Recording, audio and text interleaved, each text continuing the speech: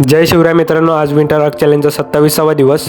काल थोडी रेस्ट घेतली होती, पण आज विचार केला एक दिवस मागे नाही जायचं, आज पुन्हा फुल पॉवरने उठायचं. तर सगळ्यात आधी वॉर्मअप केला आणि सुरुवात केली 10 मिनिट वॉक आणि 10 मिनिट सायकलिंगने. कार्डिओ म्हणजे फक्त फॅट बर्न नाही होत, तर माइंड वॉर्मअप पण असतो.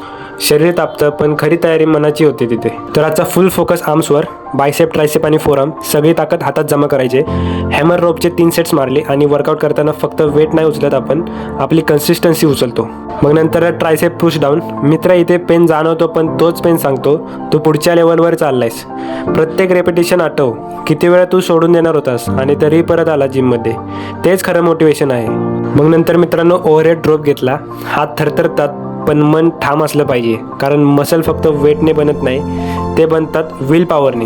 मग नंतर फोरआर्म मारला. रिस्ट कर्लचे 3 सेट्स. या छोट्या गोष्टी असतात ना, त्या कन्सिस्टन्सी दाखवतात.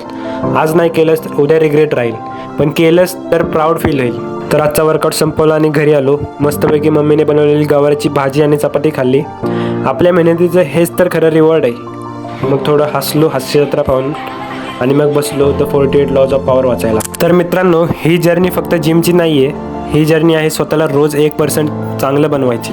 रोज एक छोटं पाऊल, रोज एक स्मॉल विन, ते शेवटी मोठं रिझल्ट देतं. तर भेटूया पुढच्या दिवशी आणखी एक वर्कआउट, आणखी एक लेसन घेऊन.